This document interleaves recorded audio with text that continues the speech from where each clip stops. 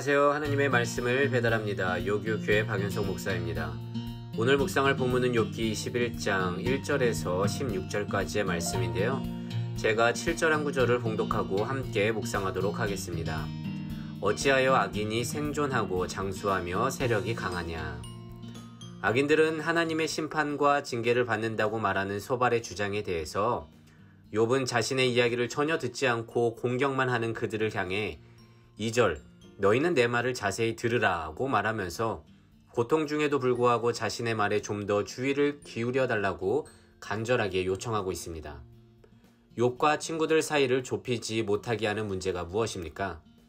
악인들은 심판을 받고 의인들은 복을 받는다는 인과응보의 신앙관과 그렇지 않을 수도 있다는 욥의 주장이 이들의 사이를 계속 가로막고 있는데요.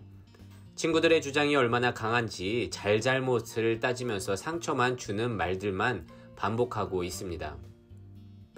하지만 욥은 고통 중에서도 침착하게 이들에게 자신의 말을 제발 잘 들어달라고 하면서 오늘 봉독한 것처럼 이 세상은 그렇게 단순하지 않다. 모순적인 게 얼마나 많냐. 악인이 오히려 강성하며 선하고 의로운 사람들보다 형통할 때가 있지 않느냐라고 말하고 있는 것입니다. 7절 다시 한번 읽어보겠습니다. 어찌하여 악인이 생존하고 장수하며 세력이 강하냐. 8절 그들의 후손들은 그들과 함께 굳게 서고 자손이 그들의 목전에서 그렇게 또 똑같다. 그런데 심지어 10절 그들의 암소는 낙태하는 일도 없이 새끼를 잘 낳는다 라는 것입니다. 반면 욥의 자녀들은 모두 죽었으며 수고하고 일군 모든 재산은 한순간에 사라졌습니다. 욥의 눈에는 이것이 부정의하고 모순처럼 보이지만 실제로 일어나고 있다는 것입니다. 이런 모순 같은 일들이 현재에도 미디어를 통해서 많이 접할 수 있지 않습니까? 만약 욥의 친구들의 말대로라면 사기를 일삼고도 큰돈을 손에 쥐는 자들은 의인이며 일상 속에서 모든 염려와 근심 속에서 일이 잘 풀리지 않는 모든 자들은 악인이 될 수밖에 없습니다. 그럼에도 불구하고 친구들은 욥에 대해서만 엄한 잣대를 들이밀고 있으니 욥의 마음이 참 얼마나 속상하겠습니까? 여러분, 인과응보가 틀렸다는 말이 아닙니다. 분명 우리네 인생에서는 인과응보의 원리가 적용되는 부분들이 참 많죠. 게으른 자들에게는 열매가 없고 잘못을 했으면 그에 해당하는 벌을 받기도 합니다. 하지만 이 심판과 징계에 대한 그릇된 이해를 갖는다면 우리 또한 친구들과 같이 인과응보의 원리로 우리 주위의 사람들을 판단해 버릴 수 있다는 것입니다.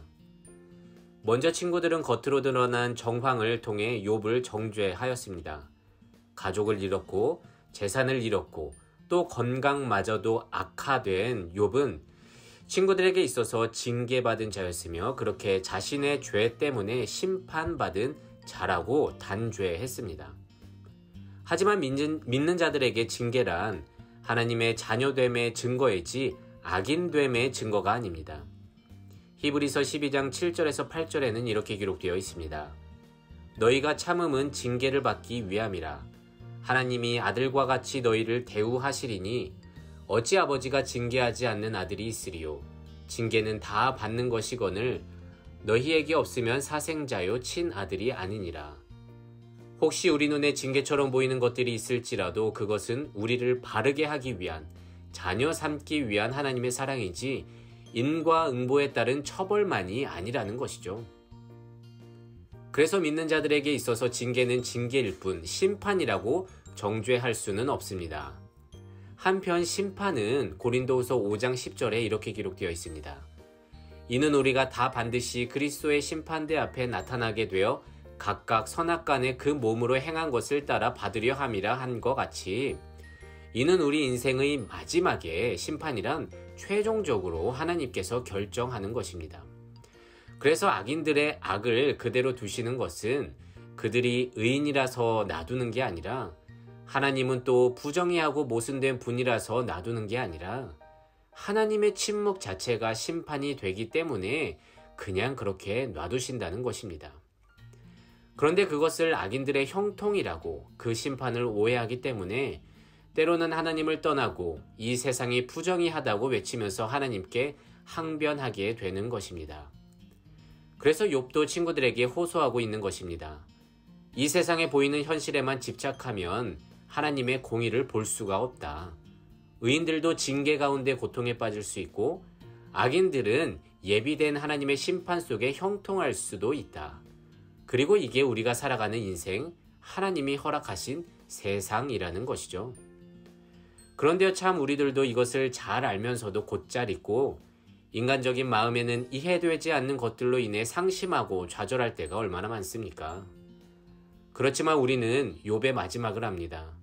우리의 고난은 고난으로 끝나지 않으며 그것은 심판이 아닌 주의 자녀 삼기 위한, 그러니까 이해하기 힘든 하나님의 사랑의 한 방법인 것을 우리는 알고 있습니다.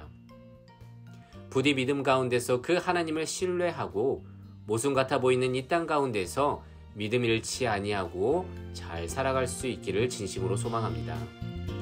그래서 오늘은 이렇게 기도하길 원합니다. 하나님, 인과 응보가 틀린 것은 아니지만 모든 인생을 대변할 수 없다는 것과 의인의 고통이 악인이어서가 아니라 자녀 삼으시는 하나님의 징계일 수가 있고 악인들의 형통이 의인이어서가 아니라 하나님의 심판이 예비되어 있음을 우리가 믿음 가운데에서 이해할 수 있기를 소망합니다. 부디 우리에게 이해할 수 없는 인생 때문에 하나님을 원망하고 멀어지기보다 마지막까지 욥처럼 끝내는 하나님을 만남으로 우리의 의문점이 해결되기를 소망하며 굳건히 지금을 버틸 수 있는 믿음을 허락하여 주시옵소서. 오늘 한날도 이 말씀을 붙들고 살아가는 우리 모두가 되시기를 진심으로 소망합니다. 기도하겠습니다. 이 세상의 모든 청년의 인생을 사랑하시는 하나님 감사합니다. 오늘 욥의 고백을 통해 우리의 삶을 돌아봅니다. 세상은 인간의 입장에서 얼마나 모순됩니까? 때론, 아니 종종 악인처럼 보여지는 자들은 형통하는 것을 보면서 낙심될 때가 많은데 그 형통이 다가 아님을 우리는 깨닫게 됩니다.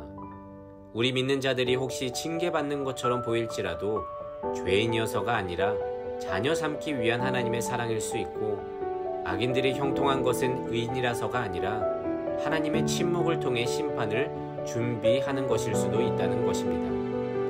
우리의 이해를 넘어선 일들이 이렇게도 많지만 부디 징계와 심판을 단순하게 생각지 말고 그 크신 하나님을 신뢰함으로 지금을 넉넉히 인내할 수 있도록 새 힘과 믿음 허락하여 주시옵소서. 예수님의 이름으로 기도드립니다. 아멘.